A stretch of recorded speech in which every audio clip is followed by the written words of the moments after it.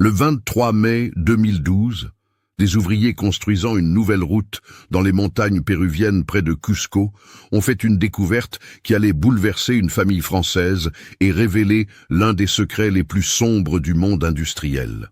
Dans une ravine profonde, dissimulée sous 3 années de végétation tropicale, gisait le corps d'Apolline Chesneau, fille unique du magnate textile lyonnais Edmond Chesneau. Mais ce n'était pas seulement un corps que les autorités ont trouvé ce jour-là. Caché dans les restes d'un sac à dos imperméable, un journal intime de 150 pages allait révéler une vérité si choquante qu'elle remettrait en question tout ce qu'une mère croyait savoir sur l'homme qu'elle avait épousé. Que peut pousser un père à orchestrer la disparition de sa propre fille unique? Avant de continuer avec cette histoire perturbante, si vous appréciez les cas mystérieux réels comme celui-ci, abonnez-vous à la chaîne et activez les notifications pour ne manquer aucun nouveau cas. Maintenant, découvrons comment tout a commencé. Lyon, février 2009. La neige recouvre les toits de la presqu'île, et dans le quartier huppé du 6e arrondissement, la villa des Chesneau baigne dans le silence feutré de l'hiver bourgeois. Edmond Chesneau, 52 ans, a bâti son empire textile en 3 décennies, transformant une petite entreprise familiale en l'un des principaux fournisseurs européens de vêtements de grande distribution. Ses usines s'étendent de la banlieue lyonnaise jusqu'aux confins de l'Amérique du Sud, employant plus de 15 000 personnes dans 12 pays différents. Chesneau Textile, fondé en 1978 par le père d'Edmond, avait commencé modestement dans un atelier de la Croix-Rousse.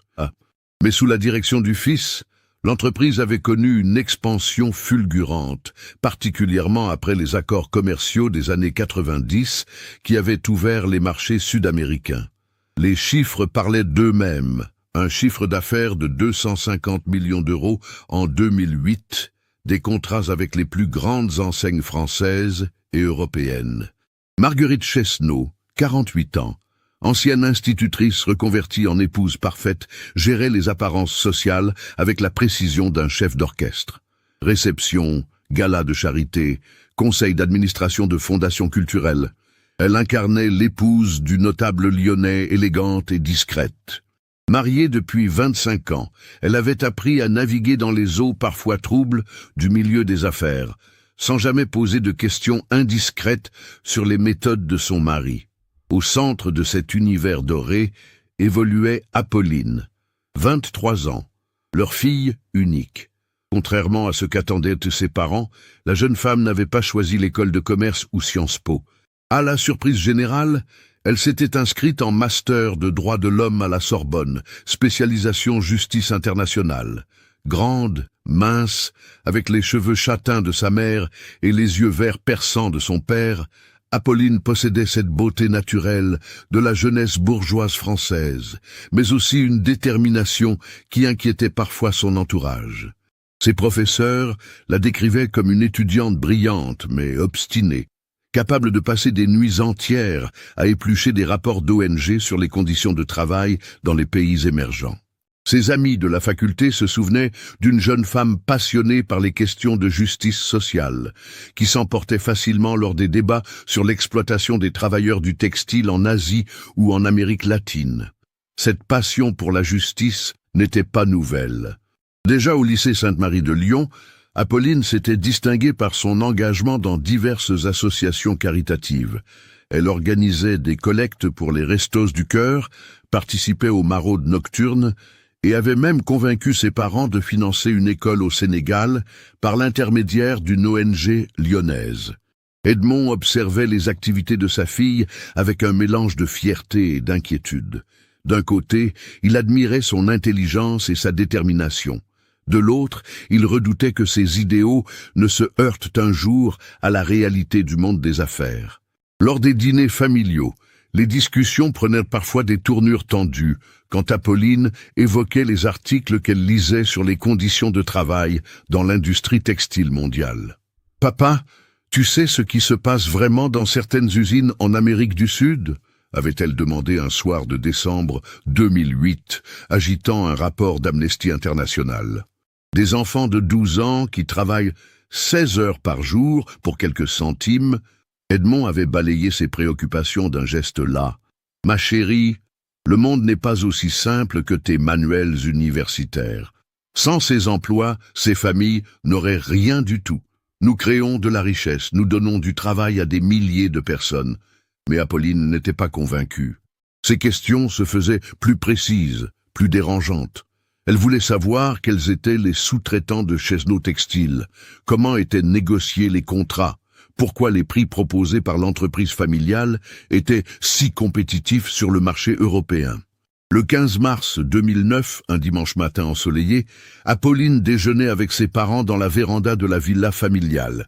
Elle venait de terminer son mémoire de master sur l'application du droit international du travail dans l'industrie textile, obstacles et perspectives.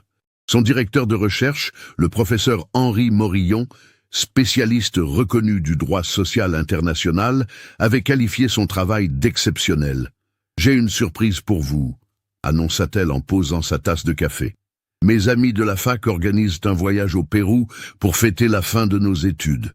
2 semaines à découvrir Cusco, le Machu Picchu, la vallée sacrée. J'ai envie d'y aller. » Marguerite sourit. « C'est une excellente idée, ma chérie. Tu as travaillé si dur ces derniers mois. Et puis, le Pérou, c'est magnifique. Tu te souviens de notre voyage au Mexique quand tu avais 16 ans ?» Edmond, lui, sembla plus réservé. « Quand exactement ?» demanda-t-il en repliant soigneusement son journal économique. « Du 5 au 19 avril. Nous serons 8, tous des étudiants de ma promotion. Jules Marchand, tu te souviens de lui, et puis Camille Ferreira, Antoine Laval. » Elle énuméra les noms de ses compagnons de voyage avec l'enthousiasme de la jeunesse. Le voyage avait été organisé par Jules Marchand, fils d'un diplomate français qui connaissait bien l'Amérique du Sud pour y avoir vécu plusieurs années dans sa jeunesse. Le groupe avait réservé par l'intermédiaire d'une agence spécialisée dans le tourisme responsable, Andes Découverte, dirigée par un franco-péruvien installé à Cusco depuis 15 ans. Les jours précédant le départ, Apolline était rayonnante. Elle avait acheté du matériel de randonnée, des guides de voyage et passait des heures à étudier l'histoire des civilisations précolombiennes. « Je veux comprendre ce pays avant d'y arriver », expliquait-elle à sa mère en feuilletant ses livres sur l'Empire Inca. Le 5 avril 2009, à 6h30 du matin, Edmond conduisit sa fille à l'aéroport Saint-Exupéry. Le vol Air France de 7h50 pour Madrid, avec correspondance pour Lima, devait la mener à destination en début de soirée, heure locale. Dans le terminal, père et fille s'étreignirent longuement. « Sois prudente, ma puce », murmura Edmond. « Et donne-nous de tes nouvelles régulièrement. »« Promis, papa, je t'enverrai des photos de tous les sites que nous visiterons. » Les 3 premiers jours du voyage se déroulèrent parfaitement. Apolline envoyait quotidiennement des SMS à ses parents, accompagnés de photos éblouissantes. Les ruelles colorées de Cusco, le marché San Pedro, avec ses étals de fruits exotiques, les premières randonnées dans la vallée sacrée. Ces messages débordaient d'enthousiasme. Cusco est magique. L'architecture coloniale mélangée aux fondations incas s'est à couper le souffle. Demain, nous partons pour Pisac et dans 3 jours direction Machu Picchu. Je vous aime. Le 8e avril, mercredi, Marguerite reçut le dernier message de sa fille. Journée incroyable à Ollantaytambo. Demain matin, départ pour le trek vers Machu Picchu. Réseau limité pendant 2-3 jours. Gros bisous à vous deux. C'était à 14h42 heure française. Jamais plus les parents d'Apolline n'entendraient parler de leur fille. Le 11 avril au soir, Jules Marchand téléphona à Lyon, la voix brisée par l'angoisse. « Monsieur Chesneau, nous avons un problème grave. Apolline a disparu. » Selon le récit haché du jeune homme, le groupe était parti le 9 avril au matin de Ollantaytambo pour une randonnée de 3 jours vers Machu Picchu par le chemin de l'Inca. Apolline, qui se levait toujours très tôt, avait quitté le campement vers 5 heures du matin le 10 avril pour photographier le lever du soleil sur les montagnes. Elle avait laissé un mot dans sa tente. Partie admirer l'aube sur le Mirador Nord. De retour pour le petit déjeuner. Ah, mais 7 heures plus tard, elle n'était toujours pas revenue. Ses amis avaient d'abord pensé qu'elle s'était perdue sur les sentiers, chose courante dans cette région où les chemins incas se multiplient et se croisent dans tous les sens. Ils avaient organisé des recherches avec leur guide local, Sofia Vargas, une jeune péruvienne de 25 ans qui connaissait parfaitement la région. Vers midi, inquiets de ne toujours pas voir revenir Apolline, ils avaient alerté les autorités. La police nationale péruvienne avait immédiatement dépêché une équipe de recherche dirigée par le capitaine Raúl Mendoza, un homme de 40 ans spécialisé dans les secours en montagne. Les recherches avaient duré 48 heures intensives.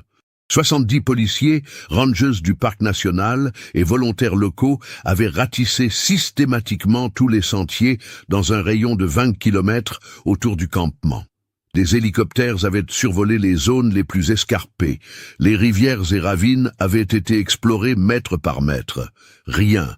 Apolline Chesneau s'était volatilisée sans laisser la moindre trace. L'enquête avait immédiatement révélé plusieurs éléments troublants. Premièrement, l'appareil photo d'Apolline, un réflexe numérique Canon qu'elle ne quittait jamais, avait été retrouvé dans sa tente. Étrange pour quelqu'un parti photographier le lever du soleil. Deuxièmement, selon Sofia Vargas, aucun sentier ne menait vers ce qu'Apolline appelait le Mirador Nord dans son message. Ce terme ne correspondait à aucun point de vue connu dans la région. Plus déconcertant encore, le sac à dos d'Apolline était resté au campement, avec ses affaires personnelles, son passeport, son argent, et même ses médicaments contre le mal des montagnes qu'elle prenait religieusement depuis le début du voyage. Quand Edmond et Marguerite Chesneau arrivèrent à Lima le 13 avril, puis à Cusco le lendemain, ils découvrirent une enquête déjà dans l'impasse. Le capitaine Mendoza, homme méticuleux au visage buriné par le soleil andin, leur exposa franchement la situation lors de leur première rencontre au poste de police de Cusco. « Monsieur et Madame Chesneau, nous avons mobilisé tous nos moyens. Votre fille a disparu dans l'une des régions les mieux surveillées du Pérou, où passent chaque jour des centaines de touristes. Nous avons interrogé tous les guides, tous les porteurs, tous les voyageurs présents dans la zone ces jours-là. Personne n'a vu Apolline quitter le campement ce matin-là. Les 3 années qui suivirent transformèrent radicalement la famille Chesneau. De retour à Lyon après 3 semaines d'espoir et de recherches infructueuses au Pérou, Marguerite sombra dans une dépression profonde qui nécessita plusieurs hospitalisations. Elle, qui organisait autrefois des réceptions pour 50 invités, ne sortait plus de sa chambre certains jours, fixant pendant des heures les photos d'Apolline enfant disposées sur sa table de nuit. Edmond, lui, canalisa sa douleur dans le travail avec une intensité qui inquiéta ses proches collaborateurs. Il multipliait les déplacements professionnels, passait ses nuits au bureau et développa une obsession pour le contrôle de chaque détail de son entreprise. Ses directeurs régionaux rapportaient qu'il exigeait désormais des comptes rendus quotidiens de toutes les usines, y compris celles d'Amérique du Sud qu'il inspectait personnellement tous les 3 mois. La chambre d'Apolline était devenue un sanctuaire. Marguerite avait interdit qu'on y touche quoi que ce soit. Les livres de droit international étaient restés ouverts sur le bureau, les photos de voyage collées au mur, les vêtements soigneusement pliés dans l'armoire. Chaque dimanche, elle y apportait des fleurs fraîches et restait assise des heures dans le fauteuil de sa fille à relire ses anciens carnets de notes universitaires. Le couple avait engagé un détective privé français, maître Philippe Grandin, ancien commissaire de police spécialisé dans les affaires internationales. Pendant 2 ans, Grandin avait maintenu une équipe de recherche au Pérou, multiplié les contacts avec les autorités locales et exploré toutes les pistes imaginables, enlèvements crapuleux, accidents, fugues volontaires, trafic d'êtres humains. Chaque mois, il remettait aux Chesneau un rapport détaillé de 30 pages, toujours avec la même conclusion décourageante, aucune trace d'Apolline. Les amis de la jeune femme, bouleversés par sa disparition, avaient créé l'association Apolline Espoir pour maintenir la pression médiatique et financer des campagnes d'affichage au Pérou. Jules Marchand, rongé par la culpabilité, avait abandonné ses études de droit pour devenir volontaire dans une ONG de recherche de personnes disparues. Il appelait les Chesneau chaque mois, toujours avec l'espoir d'annoncer une nouvelle piste, toujours déçu de n'avoir rien de concret à rapporter. L'affaire avait fait l'objet d'un important traitement médiatique en France. Le journal Lyon-Capitale avait publié un dossier de 8 pages en juin 2009. TF1 avait consacré un reportage de 13 minutes au cas d'Apolline dans l'émission Appel à témoins de septembre 2010. France Info diffusait régulièrement des flashs d'informations lors des anniversaires de la disparition. Mais malgré cette exposition, aucun témoin crédible ne s'était manifesté. Les théories se multipliaient dans l'entourage de la famille. Certains évoquaient un possible accident dans une crevasse non répertoriée de la cordillère des Andes.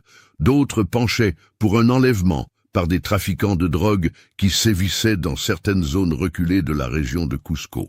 Les plus optimistes continuaient de croire qu'Apolline avait peut-être survécu et vivait amnésique dans un village isolé des montagnes péruviennes.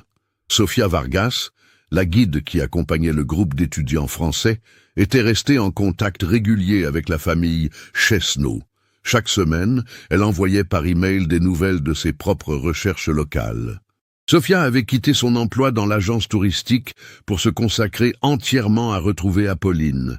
Elle interrogeait systématiquement tous les nouveaux venus dans la région, distribuait des photos dans les marchés andins et parcourait inlassablement les sentiers les plus reculés.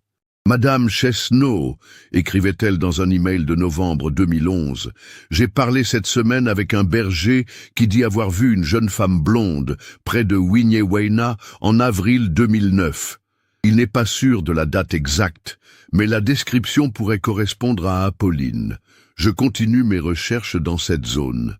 Ces messages entretenaient un espoir ténu chez Marguerite, qui s'accrochait à chaque témoignage, même les plus improbables.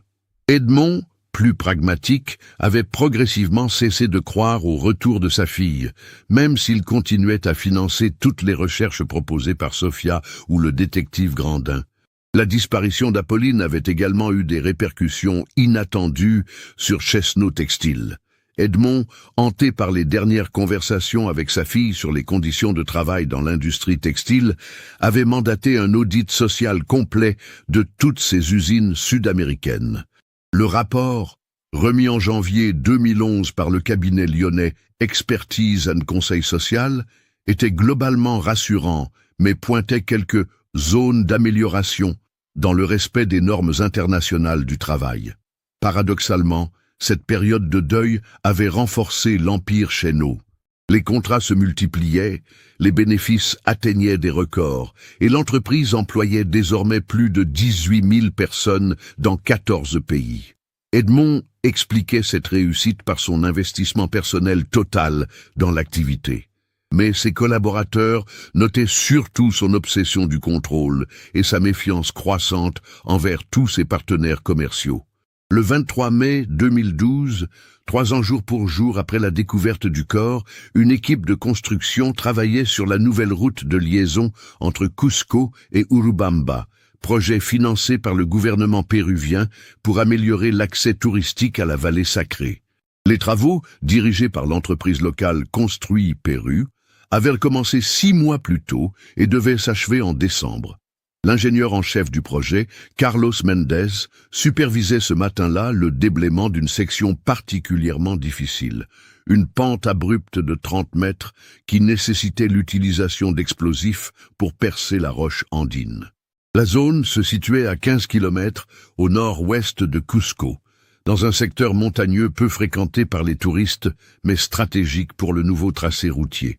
Vers 10h30, l'ouvrier Manuel Quispe, 52 ans, père de 4 enfants et employé depuis 20 ans dans la construction, fit fonctionner sa pelleteuse pour déblayer les derniers résidus rocheux de l'explosion matinale.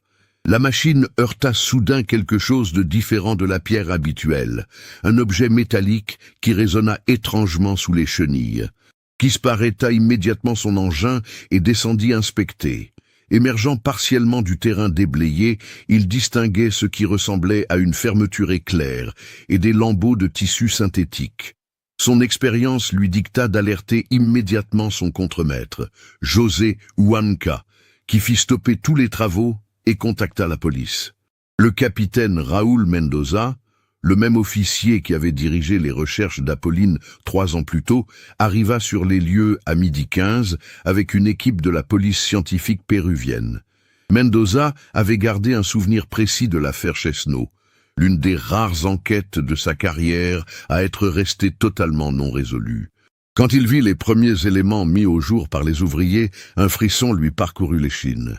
À 13h45, après 3 heures de fouilles minutieuses, dirigées par le docteur Carmen Varga, médecin légiste de l'hôpital Adolfo Guevara Velasco de Cusco, l'équipe avait exhumé un squelette humain quasiment complet, ainsi que les restes d'un sac à dos de randonnée de marque française.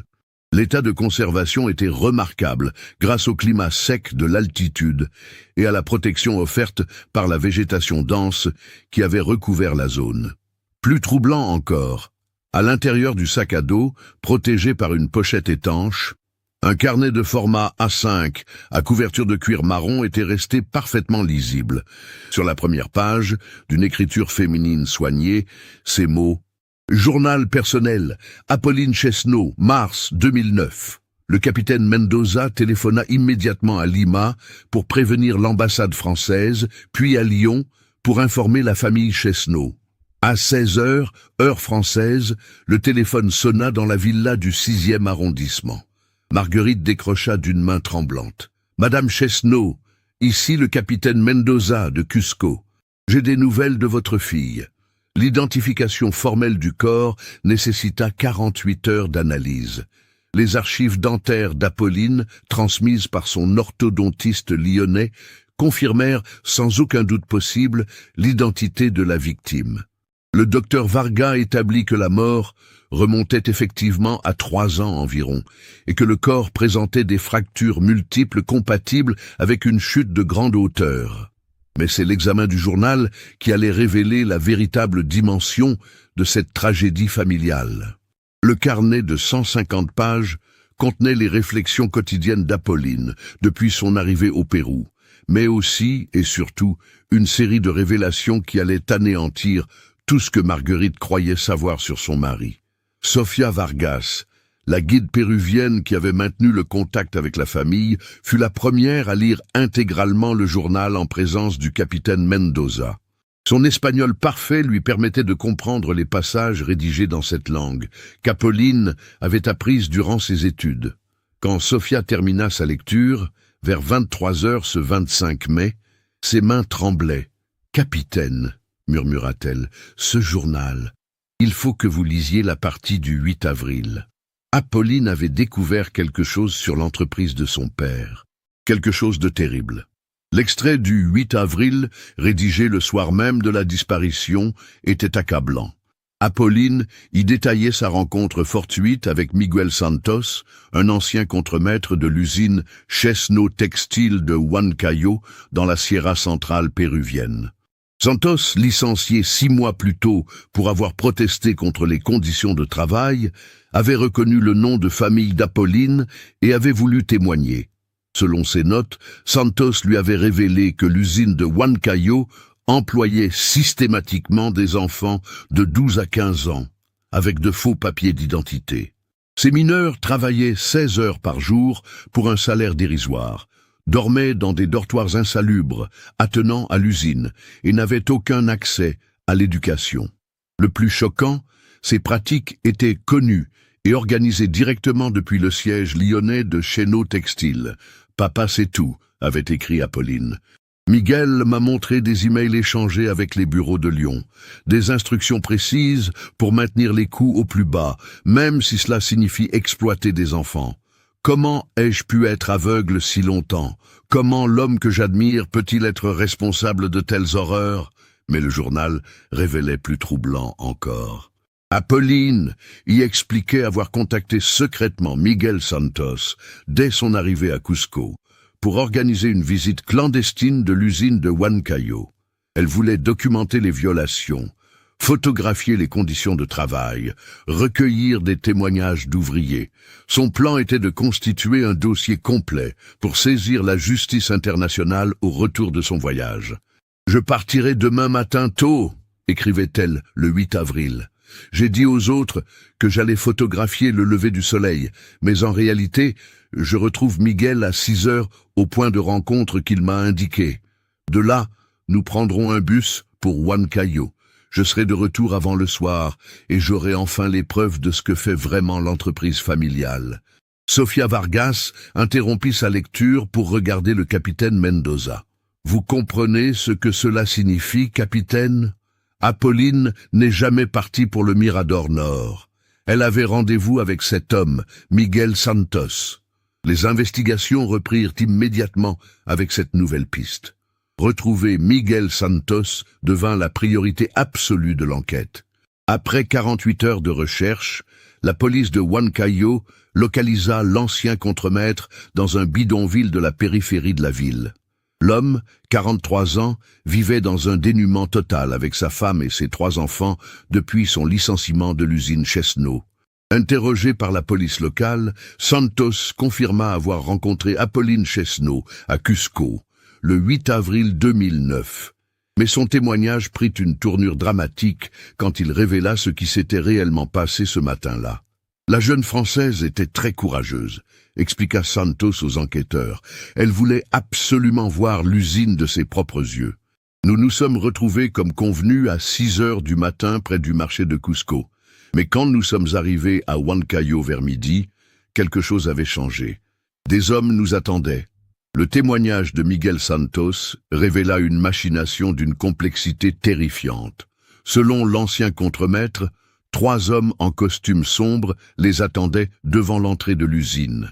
L'un d'eux parlait français avec un accent parisien et s'était présenté comme un représentant de la direction européenne de Chesno Textile venu régler personnellement ce problème. L'homme français a d'abord tenté de raisonner mademoiselle Apolline, poursuivit Santos, les mains tremblantes. Il lui a expliqué que sa démarche pourrait détruire l'entreprise familiale et mettre au chômage des milliers d'ouvriers. Il lui a proposé de l'argent, beaucoup d'argent, pour qu'elle oublie ce qu'elle avait découvert. Mais Apolline avait refusé catégoriquement. Dans son journal, retrouvé 3 ans plus tard, elle avait consigné cet échange dans les moindres détails. Ils croient pouvoir m'acheter comme ils achètent le silence des autorités locales. Ils ne comprennent pas que certaines choses n'ont pas de prix. Papa sera déçu, maman sera bouleversée, mais je ne peux pas fermer les yeux sur ces horreurs. L'homme au costume sombre avait alors changé de tactique. Selon Santos, il avait sorti un téléphone satellite et passé un appel en français, parlant à voix basse pendant plusieurs minutes. Après avoir raccroché, son attitude s'était durcie. Il avait ordonné à ses 2 complices, des Péruviens aux allures de mercenaires, d'emmener Apolline et Santos dans un véhicule tout-terrain garé derrière l'usine. Ils nous ont conduits pendant 3 heures dans la montagne, raconta Santos, vers une zone que je ne connaissais pas, près d'une ancienne mine d'argent abandonnée. L'homme français n'arrêtait pas de téléphoner, comme s'il recevait des instructions de quelqu'un d'autre. À un moment, j'ai entendu qu'il disait « Oui, monsieur Chesno, c'est compris. Il n'y aura pas d'autre solution. » Cette révélation frappa le capitaine Mendoza comme un coup de poing. Si le témoignage de Santos était véridique, cela signifiait qu'Edmond Chesno lui-même était directement impliqué dans la disparition de sa propre fille. Mais il fallait creuser davantage pour comprendre l'étendue de cette conspiration familiale. L'enquête révéla progressivement l'existence d'un réseau de corruption sophistiqué orchestré depuis des années par Chesno Textile. L'audit social commandé par Edmond en 2011, présenté comme rassurant à sa femme, cachait en réalité des conclusions accablantes. Les véritables conclusions, gardées secrètes, détaillaient un système d'exploitation systématique dans 5 usines sud-américaines. Le cabinet Expertise and Conseil Social avait en effet produit 2 rapports distincts. Un rapport officiel, édulcoré, destiné à rassurer les actionnaires et la famille, et un rapport confidentiel de 75 pages décrivant précisément les violations du droit international du travail. Ce second document, découvert dans les archives informatiques saisies par la justice française, révélait l'ampleur du système mis en place. Dans l'usine de Huancayo, 137 enfants âgés de 11 à 16 ans travaillaient sous de fausses identités. Leurs cartes d'identité, falsifiées par un réseau local, indiquaient tous un âge légal de 18 ans. Ces mineurs, recrutés dans les villages les plus pauvres de la Sierra péruvienne, étaient logés dans des baraquements de tôle sans chauffage ni eau courante. Ils travaillaient de 6 heures du matin à 22 heures, 6 jours sur 7, pour un salaire équivalent à 30 € par mois. Le rapport confidentiel détaillait également le rôle d'intermédiaires corrompus qui organisaient ce trafic humain. Roberto Vázquez, directeur régional de Chesno Textiles pour l'Amérique du Sud, versait des pots de vin réguliers aux inspecteurs du travail péruviens pour qu'ils ferment les yeux lors de leur visite. Le montant total de ces corruptions s'élevait à 200 000 $ par an, somme dérisoire, comparée aux économies réalisées grâce à cette main-d'œuvre exploitée. Plus choquant encore, le rapport prouvait qu'Edmond Chesno recevait personnellement des comptes rendus mensuels de ses activités. Des emails retrouvés dans sa messagerie professionnelle montraient qu'il était informé des moindres détails de ce système d'exploitation. Dans un message daté du 15 mars 2009, soit 20 jours avant la disparition d'Apolline, Vázquez écrivait « Monsieur Chesno, la rentabilité de Huancayo reste exceptionnelle grâce à nos méthodes spéciales. Attention cependant aux nouvelles réglementations internationales qui pourraient compliquer nos opérations. » La réponse d'Edmond, expédiée le lendemain, était sans ambiguïté. « Roberto, maintenez coûte que coûte nos avantages concurrentiels. Nous avons des contrats européens à honorer et des actionnaires à satisfaire. Utilisez tous les moyens nécessaires pour préserver notre position. » Ces éléments furent découverts lors de la perquisition simultanée menée le 15 juin 2012 dans les bureaux lyonnais de Chesno Textile et au domicile familial. Marguerite, présente lors de la fouille de sa villa, s'effondra en larmes quand les enquêteurs saisirent l'ordinateur personnel de son mari.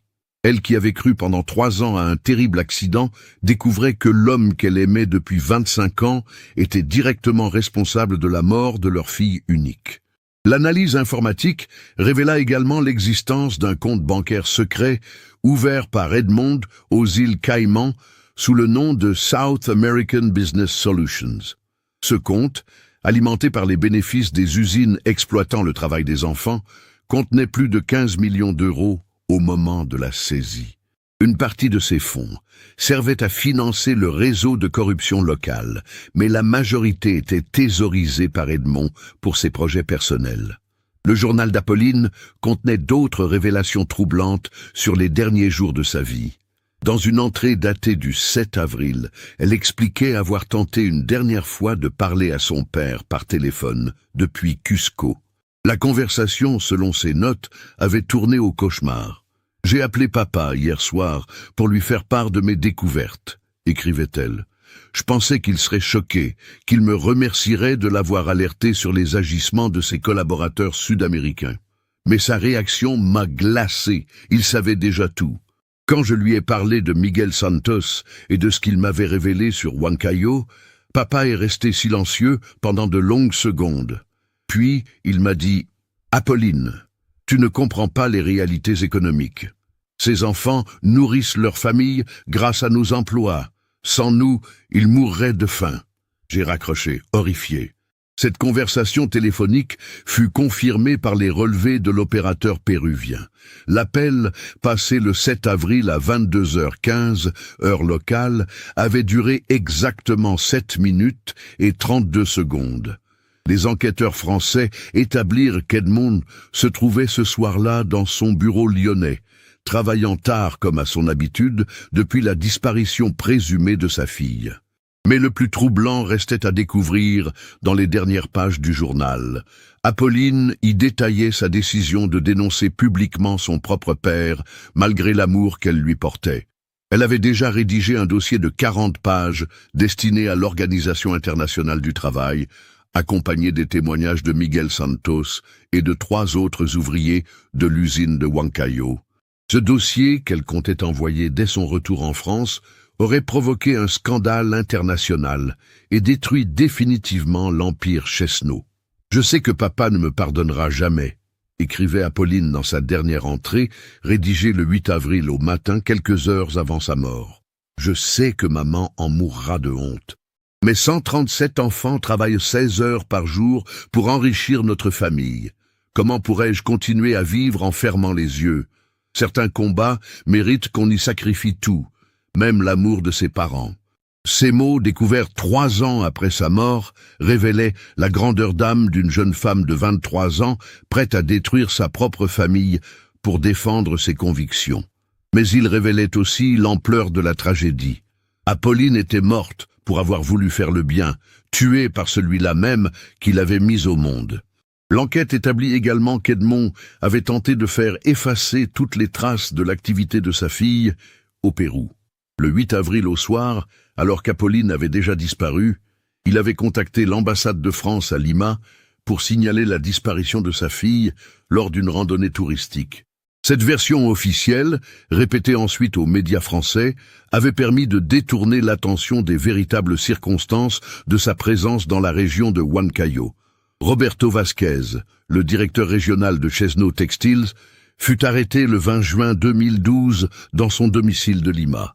Confronté aux preuves accumulées par la justice péruvienne, il avoua rapidement son rôle dans l'organisation du système d'exploitation des enfants. Mais surtout, il révéla les détails de l'ordre reçu d'Edmond Chesno le 8 avril 2009. Empêcher ma fille de nuire à l'entreprise par tous les moyens nécessaires. Selon Vasquez, Edmond avait d'abord espéré qu'on puisse raisonner Apolline, lui faire comprendre que ces révélations détruiraient des milliers d'emplois et ruineraient une entreprise familiale construite sur 3 générations. Mais quand sa fille avait maintenu sa détermination à tout révéler, Edmond avait franchi une ligne rouge que la plupart des pères n'auraient jamais osé envisager. Monsieur Chesno m'a appelé une seconde fois vers 15 heures, heure française, témoigna Vasquez lors de son interrogatoire. Il était dans une rage froide. Il m'a dit que sa fille représentait une menace existentielle pour l'entreprise et pour notre mode de vie. Il m'a ordonné de régler définitivement le problème, en précisant qu'il ne voulait connaître aucun détail de l'exécution. Le 28 juin 2012, à 6 heures du matin, les gendarmes de la brigade financière de Lyon se présentèrent au domicile d'Edmond Chesno avec un mandat d'arrêt pour complicité d'homicide volontaire et exploitation de mineurs en bande organisée. Marguerite, qui venait tout juste d'apprendre la vérité sur son mari grâce au journal de sa fille, ouvrit la porte avec un visage défait par 3 nuits d'insomnie. Edmond, qui tentait de prendre son petit déjeuner comme si de rien n'était, ne manifesta aucune surprise en voyant les forces de l'ordre. Depuis la découverte du corps d'Apolline, il savait que ce moment arriverait.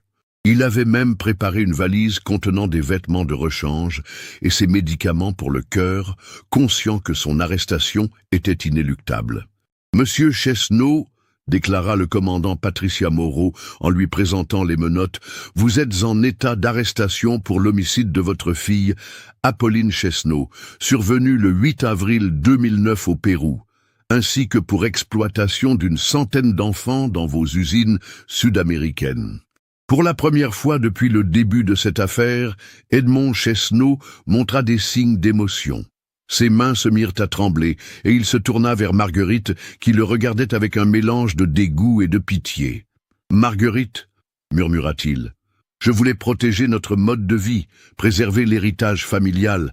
Apolline ne comprenait pas. »« Tais-toi » coupa sa femme d'une voix brisée. « Tu as tué notre fille, tu as détruit notre famille pour de l'argent.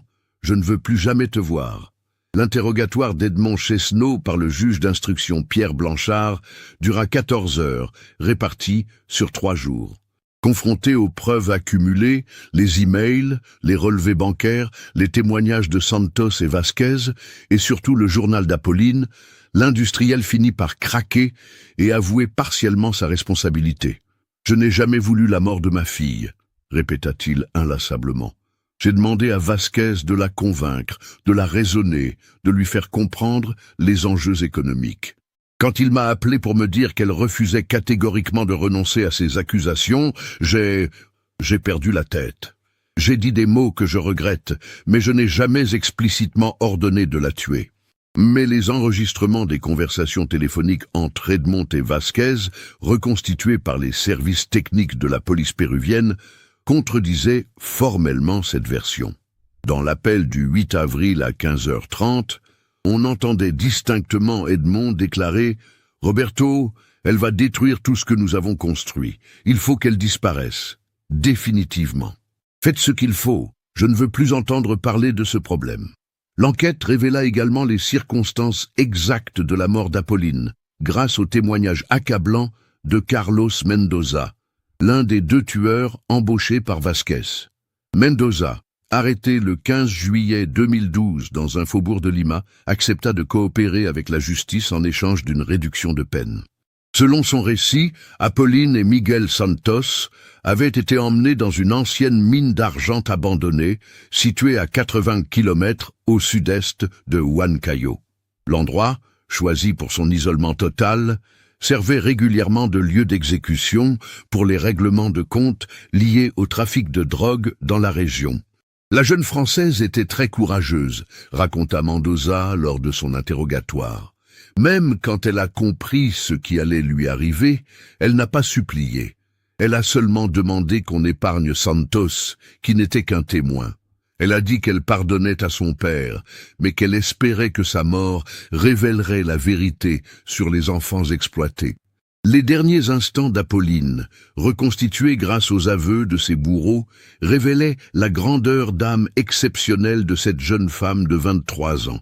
Plutôt que de maudire son père, elle avait utilisé ses dernières minutes pour confier à Miguel Santos un message d'amour pour sa mère et une supplique pour les enfants des usines péruviennes. « Dites à maman que je l'aime et que ce n'est pas sa faute », avait-elle déclaré, les mains liées derrière le dos au bord de la ravine où son corps serait découvert 3 ans plus tard. « Dites-lui aussi que ma mort ne doit pas être vaine. Il faut que quelqu'un continue le combat pour ses enfants. » Miguel Santos, épargné par miracle grâce à l'intervention d'Apolline, avait été abandonné dans la montagne avec l'ordre de garder le silence sous peine de mort. Traumatisé par ce qu'il avait vécu, l'ancien contremaître avait effectivement respecté cette consigne pendant 3 ans, jusqu'à ce que la découverte du corps de la jeune Française lui permette enfin de témoigner sans risquer sa vie. Le procès d'Edmond Chesneau s'ouvrit le 15 janvier 2014 devant la cour d'assises du Rhône, sous la présidence du juge Marie-Claire Dumont.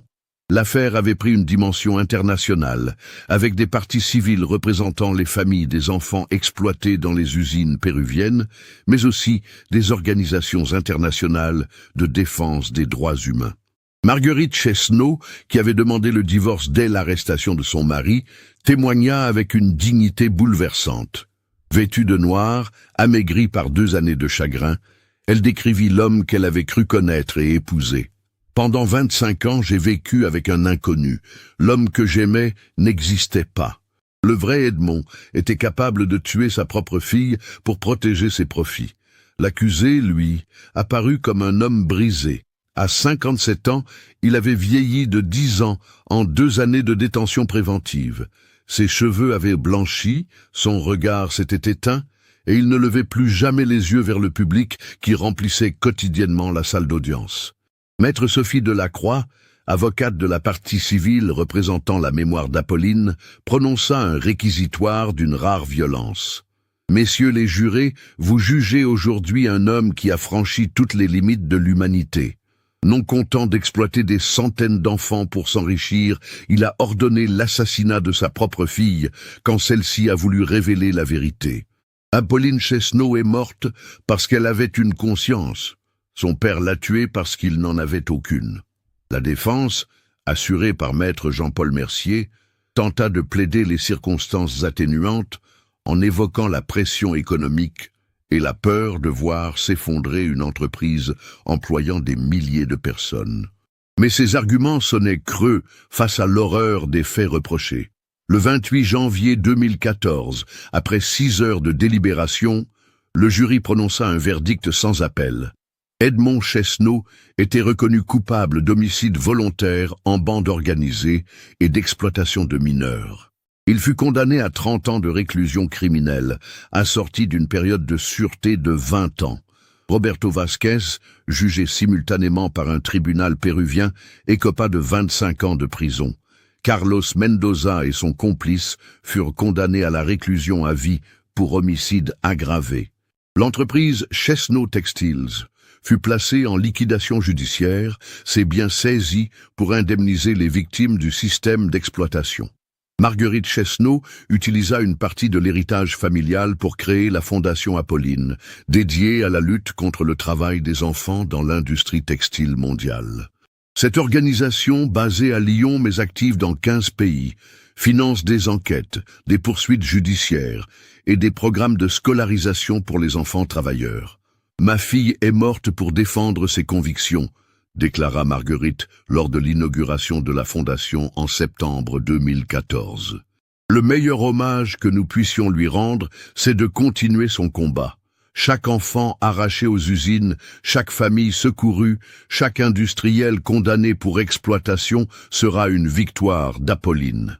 Miguel Santos, qui avait refusé l'offre d'indemnisation de la famille Chesneau, devint le premier coordinateur régional de la Fondation Apolline au Pérou. À 50 ans, cet homme simple et courageux consacrait désormais sa vie à identifier et dénoncer les réseaux d'exploitation infantile dans l'industrie textile sud-américaine. Sofia Vargas, la guide péruvienne qui avait accompagné Apolline lors de son dernier voyage, reçut une bourse d'études pour entreprendre un master en droit de l'homme à l'université de Cusco.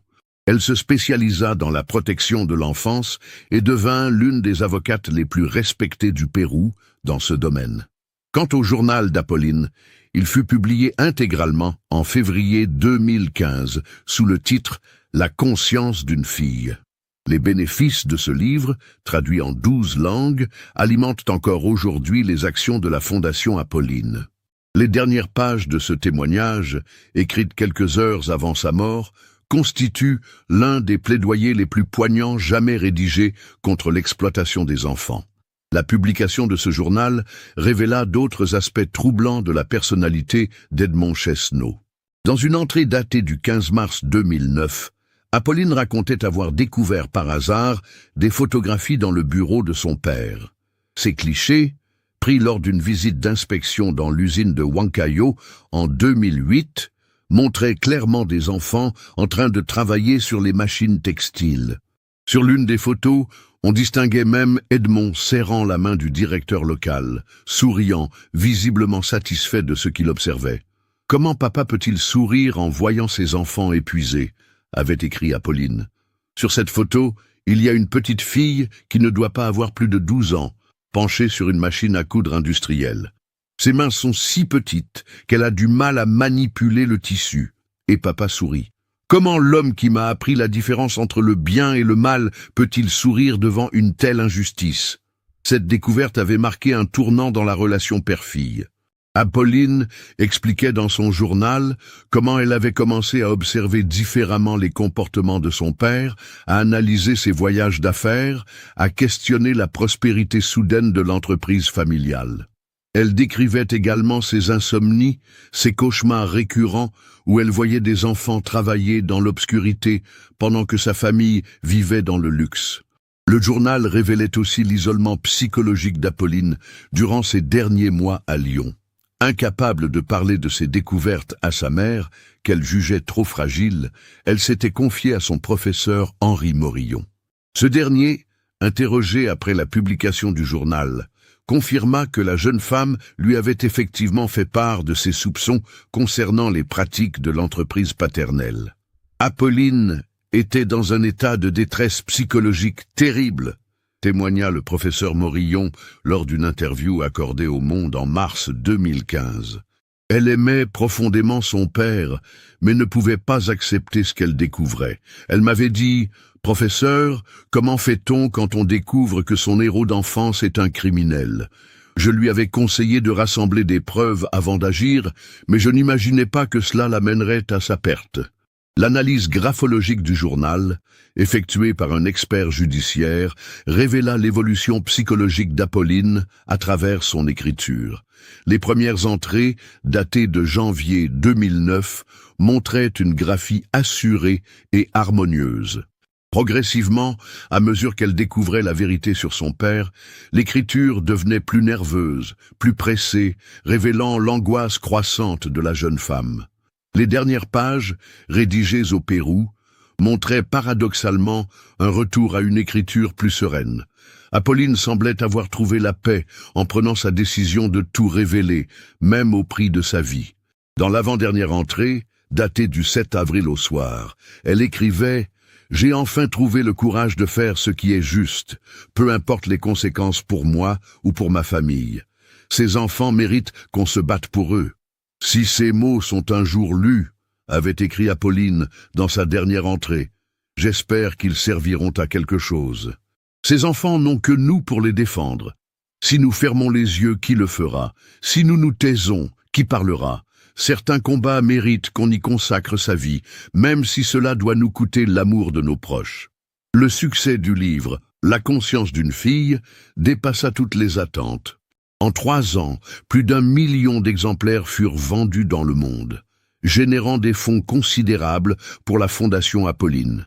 Mais plus encore que l'aspect financier, cette publication sensibilisa l'opinion publique internationale aux questions du travail des enfants dans l'industrie textile. Des manifestations spontanées eurent lieu devant les sièges des principales marques de vêtements européennes. Les consommateurs réclamaient plus de transparence sur les conditions de production et plusieurs enseignes furent contraintes de revoir leurs pratiques d'approvisionnement. Le phénomène Apolline, comme l'appelèrent les médias, marqua un tournant dans la prise de conscience collective sur ces questions. En 2016, l'Union européenne adopta la directive Apolline-Chesneau, qui renforçait les obligations de traçabilité pour les entreprises textiles et imposait des sanctions pénales aux dirigeants d'entreprises européennes complices d'exploitation d'enfants, même à l'étranger. Cette législation, directement inspirée par l'affaire Chesneau, fut saluée par les organisations de défense des droits humains comme la plus grande avancée en matière de protection de l'enfance depuis des décennies.